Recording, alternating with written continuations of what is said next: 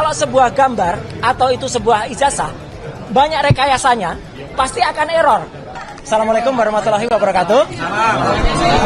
Alhamdulillah kami berdua dan juga sebenarnya bersama dengan Dr. Tifa, bersama juga dengan Dr. Taufik dan juga dengan Pak Rizal Fadilah, ya. Kami tadi di dalam bersama dengan tim TPUA, ya, dan langsung diketuai oleh Pak Egy Sujana dan juga ada Pak Muslim Arbi, Bu Kurnia dan juga beberapa petinggi TPU yang lain. Kami alhamdulillah sudah memaparkan dan sesuai dengan kapasitas itu menyampaikan ke depan paparan dari gelar perkara khusus, ya. Pertama-tama yang perlu saya sampaikan, karena saya tahu itu insya Allah itu pasti akan ada tantangan dari mereka, ya. Maka saya sudah siapkan dulu, jadi supaya membuktikan gak usah banyak pertanyaan. Saya tadi sampaikan kenapa saya juga bicara soal Undang-Undang Keterbukaan Informasi Publik. Nah, sebelum tentang Undang-Undang Keterbukaan Informasi Publik itu diberikan, saya sampaikan kalau selama ini mungkin teman-teman banyak lihat, saya dulu ikutnya keterlibatan di apa? Ini adalah surat dari Kementerian Komunikasi dan Informatika, masih zaman menterinya Pak Syamsul Muarif. Jadi ini surat di tahun 2003. Saya adalah termasuk diundang secara pribadi, ya, dari Universitas Gadjah Mada. Jadi clear kan, saya Dr. Ismon, Dr. Tifa itu clear banget. Dan yang lainnya adalah para lembaga. Kemudian saya tadi juga sempat, karena ada DPR, saya sampaikan juga. Untuk DPR, saya berkali-kali menjadi ahli di DPR sebelum saya menjadi anggota DPR, ya. Jadi clear banget. Ini undangan untuk khusus pribadi saya selaku ahli multimedia telematika. Dan yang paling menarik tadi membuat para penyidik itu agak ada yang senyum adalah apa? Sebelum undang-undang itu disahkan, saya justru memberikan penjelasan kepada Divisi Humas Mabes Polri waktu itu soal Undang-Undang Keterbukaan Informasi Publik dan Undang-Undang ITE. Nah, jadi saya dan Dr. Ismon tadi didengar betul dan kami itu sesuai dengan kapasitas. Kami karena dibekali dengan insya Allah ilmu pengetahuan, kami kemudian tadi memaparkan apa yang ada, yang tadi mungkin pada saat masuk sudah disampaikan, tapi ini saya jelaskan lagi. Saya menjelaskan tentang analisis teknis ijazah dan skripsi yang 99,9% palsu, ya. Dan saya terbuka sekali, kami terbuka. Paparan ini baik secara hardware maupun secara software tadi kami berikan dan Pak Kepala pimpinan itu suka sekali menerima, langsung dibaca dan langsung di-copy untuk anggota supaya nanti bisa di semuanya, ya. Dan yang jelas kami berangkat dari paparan ketika Fakultas Kehutanan UGM, yaitu Dekan Fakultas Kehutanan Sigit Sunarsa itu memaparkan tentang ijazah fotokopi yang sudah dipaparkan tahun 2022. Salah satu TV waktu itu yang mewawancarai dia, dan ini saya gunakan sebagai alas hukum pertama. Artinya ada fotokopi ijazah yang kemudian bisa kita analisis. Tapi kemudian saya sama dengan Dr. Ismon, karena itu hanya berupa fotokopi dan masih hitam putih, kami belum bergerak sampai ada seorang kader dari Partai Solidaritas Indonesia, si Dian Sandi, itu mengupload. Nah, karena ada ini, sekali lagi saya katakan, justru sebenarnya postingan dari Dian Sandi inilah yang kemudian membuat gaduh, membuat heboh. Karena dengan adanya foto paparan berwarna ini, dari sini dikatakan asli, Dr. Ismon kemudian nanti akan cerita, kemudian akan meneliti soal cap yang ternyata tertempel oleh pas foto, ya. Dan itu jelas banget, tadi penjelasannya jelas banget, pakai red, green, blue, berapa skalanya clear banget, ya. Jadi ini kemudian kita teliti dengan ELA, Error Level Analysis. Dan meskipun ELA ini sudah kami sampaikan, saya tunjukkan yang namanya ELA itu adalah untuk memeriksa kalau sebuah gambar atau itu sebuah ijazah banyak rekayasanya, pasti akan error. Teman-teman lihat, ini ijazah saya tahun 91. Dengan dikoreksi pakai ELA, dengan dites pakai ELA, masih ada huruf-hurufnya masih kelihatan. Bahkan kalau ini full di ELA, teman-teman bisa lihat, masih ada bekas-bekas jejaknya. Tuh, masih ada. Artinya ini asli. Itu legislasinya juga masih ada, ya, legalitasnya masih ada, pas foto saya juga masih kelihatan, logo UGM masih kelihatan. Nah, pasti pada bertanya, gimana dengan ijazahnya Joko Widodo kalau di ELA? Ini hasilnya. Nah, sorry, separuh dulu biar nggak langsung lihat kacau. Nah, lihat, ini ijazahnya yang disebut-sebut Joko Widodo. Runyam, begitu di ELA hancur dia. Artinya ijazah ini sudah direkayasa pada bagian logo, pada bagian foto. Bahkan ketika kita ELA secara full, kelihatan sekali. Tuh, hancur. Sekali lagi semua presentasi ini tadi saya paparkan dan tanpa terputus dan pimpinan rapat senang sekali dengan rapat karena ini benar-benar sangat signifikan dan definitif. Kedua, soal foto. Foto saya sampaikan bahwa kalau foto itu asli, ini foto di ijazah saya tadi dengan foto saya sekarang. Ada software yang namanya face comparison, itu akan mengatakan match.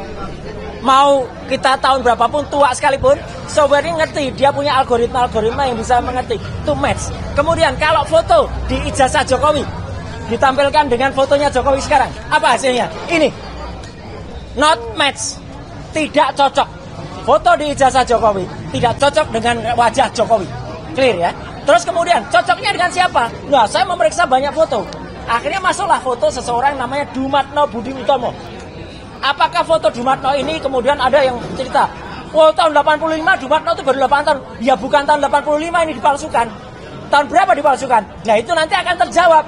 Apakah tahun 2012, apakah tahun 2017, itu nanti akan terjawab. Dan kalau diperlukan itu bisa kita paparkan juga. Nah yang jelas apa? Kemudian kita periksa sekarang, ini yang paling penting. Soal identik atau tidak identik. Ijazahnya Joko Widodo 1120, saya tadi langsung tembak kepada Pak Dirtipidum, Pak Juandani. Karena Bapak menampilkan ini, yang saya tampilkan ini. Bukan lagi punyanya PSI. Karena ini yang ditampilkan di Barreskrim. Karena ini yang dianggap resmi. Meskipun ini fotokopi, ini lipatan. Teman-teman lihat, 1120. Saya menggunakan 3 ijazah pembanding. Dan saya transparan, terbuka. Tidak ditutup-tutupi ijazahnya yang mana. Itu tadi saya tantang, saya challenge. Jadi kalau Barreskrim, Pak Juandani senyum tadi. Tolong tampilkan nomor ijazahnya. Ini nomor ijazahnya. 1115 milik Fronojiwo. Saya berani tampilkan ijazahnya untuk pembanding. Jadi kalau Pak Fronojiwo tadi bahkan dikatakan, berani nggak kalau nanti Pak Fronojiwo dihadirkan? Sangat berani. Ya, 1115 Fronojiwo, kecuali yang ini. Nah, tadi ketika yang ini nggak mau ditampilkan nggak mungkin karena beliau sudah meninggal. Ya, ini Pak Hari Mulyono almarhum 1116. Ya, ini perhatikan ijazahnya. Kemudian juga Mbak Sri Murtiningsih 1117. Apa yang penting bagi 3 ijazah ini? Teman-teman semua, sebentar saya buka dulu 1117 ya. Nah, 1117 saya buka. Ini jelas betul. Meskipun ini fotonya nggak kelihatan, nggak apa-apa. Tapi yang penting adalah nomor ijazahnya dan karakter ijazahnya. Sekarang komparasinya. Nah, ini yang paling penting. Teman-teman semua, lihat pada gambar ini. Di sini kelihatan betul. Ini ijazah milik Joko Widodo yang di atas, ijazah Hari Mulyono, Fronojiwo, dan Sri Murtiningsih. Apa yang bisa teman-teman lihat? Perhatikan saja di sini. Ini udah huruf A. Ini ada logo. Ijazah nomor 1117 Sri Murtiningsih, huruf A-nya masuk. Ijazah milik 1115 Fronojiwo, huruf A-nya juga masuk. Saya yang kepotong, ijazahnya milik Hari Mulyono, huruf A-nya juga masuk. Ijazah milik Joko Widodo 1120, huruf A-nya dalam bahasa Jawa mencotot. Mencotot itu artinya keluar. Jadi tidak identik. Catat saja. Ijazahnya Joko Widodo mencotot, ya, mencotot itu keluar, artinya tidak identik. Bahkan Dr. Rismon itu mengambil 6 perbedaan, ya, jadi luar biasa. Kemudian tadi saya juga menjelaskan bagaimana soal skripsi. Ini yang paling penting. Saya, Dr. Rismon, Dr. Tifa, kami memperoleh bukti skripsi ini langsung, dan ini adalah primary evidence. Langsung dari tangan pertama, langsung dari Ibu Wakil Rektor, Ibu Profesor Wening Udasmoro, dan Wakil Rektor juga si Aji ya gitu. Jadi kami dapatkan langsung, bukan mencuri. Ya, soalnya ada yang menuduh Dr. Himon mencuri. Gila itu orang itu. Ya, gitu. Menurut kami dapat langsung dan kami periksa seizin beliau. Ini skripsinya. Skripsinya yang menarik adalah langsung saja ke sini daripada terlalu lama. Nah, skripsinya adalah ada perbedaan sangat jelas bahwa pada tahun 85 ketika skripsi ini dibuat konon November, di sini sudah terus Profesor Dr. Insinyur Ahmad Soemitro. Padahal Profesor Ahmad Sumitro, harusnya pakai U, baru mengucapkan pidato pengukuhan guru besar pada bulan Maret tahun 1886. Jadi 5 bulan setelah ini. Jadi kan nggak mungkin dia menuliskan ini. Yang benar yang ada di sini. Memang ini skripsi asli. Lihat kertasnya, warnanya. Ini warnanya bulek. Udah tua. Ini warnanya baru kertas ini. Jadi ini ada kertas baru atas nama Joko Widodo yang dimasukkan ke dalam skripsi milik orang lain ini. Di sini benar, Dr. Insinyur Ahmad Sumitro belum profesor.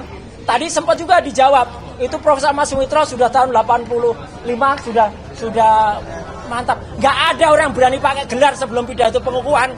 Ya, itu orang-orang kalau di luar kampus tuh sering aneh-aneh kayak gitu pendapatnya. Satu lagi yang penting, lembar pengujiannya tidak ada. Kalau lembar pengujiannya nggak ada, berarti skripsi itu nggak pernah diuji, skripsi itu nggak pernah lulus. Maka kesimpulannya, hasil uji ELA atau Error Level Analysis menghasilkan ijazah Jokowi menunjukkan error pada bagian logo dan pas foto. Artinya pas fotonya diganti, logonya diganti, dan lain sebagainya. Hasil face comparison menghasilkan pas foto di ijazah Jokowi not match, tidak cocok dengan foto yang Jokowi sekarang. Bahkan hasil face comparison menghasilkan pas foto di ijazah Jokowi itu cocok dengan foto orang lain. Clear ya? Nah, kemudian ijazah pembanding 1115 miliknya Fronojiwo, 1116 miliknya almarhum Hari Mulyono, 1117 miliknya Sri Murti Ningsih, itu identik. Tiga itu identik. Tapi yang tiga identik ini tidak identik dengan ijazah 1120 milik Joko Widodo. Jadi ijazah Joko Widodo tidak identik, clear, dan ijazah pembandingnya jelas. Palsu. Kemudian palsu. Nama Dr. Insinyur Ahmad Sumitro di ucapan terima kasih itu sudah bergelar profesor. Padahal dia belum profesor pada November 85 karena pidato pengangkatannya Maret. Nah, jadi itu yang penting. Beliau dikukuhkan menjadi guru besar. Dan terakhir, tidak ada lembar pengujian yang sangat penting di skripsi itu. Tidak ada lembar pengujian. Klausul yang paling bawah ini yang paling penting. Kalau cacat, skripsinya cacat, maka itu tidak akan lulus. Dan kalau orang yang nggak lulus, nggak akan punya ijazah. Dan sekaligus kami berdua tadi tersenyum di dalam, karena kami sempat singgung-singgung soal keahlian kami. Saya tunjukkan tadi dengan berbagai dokumen, kemudian berbagai sertifikat, berbagai pengakuan dari DPR, dari Kementerian Kominfo waktu itu, bahkan dari Mabes Polri, kita sah semuanya. Dan lucunya, orang yang men-challenge kami itu tadi katanya mengaku ahli digital forensik, ternyata ahli sastra, ya. Karena dia nggak punya presentasi apapun, cuman ngomong aja bla bla bla bla bla. Kemudian sempat ini fakta ya, saya tidak menutupi, sempat di stop oleh Pak Kepala Rawasidik, karena udah kamu nggak, dia pengatakan kamu loh itu, udah kamu nggak usah cerita itu, kami sudah tahu, cerita saja apa yang kamu bisa bantah untuk mereka, untuk beliau-beliau itu. Gitu. Dan ternyata nggak bisa, cuma nomor-nomor aja. Nah, biar tambahkan Dr. Rismon, silakan. Jadi kesimpulannya dari hasil gelar perkara ini apa, Pak? Insya Allah kita hanya bisa berharap, ya. Kita manusia itu kan tidak mungkin sempurna. Jadi kita hanya berdoa dengan bantuan media semuanya, ya. Moga-moga apa yang saya persembahkan untuk TPUA, apa yang kami persembahkan untuk ini bisa diterima dan bisa mengubah, ya, apa yang kemarin terjadi. Tapi tentu itu semua kita juga harus mohon doa, moga-moga mereka semua yang ada di ruangan diberikan hidayah oleh Allah Subhanahu wa taala. Amin. Itu ya.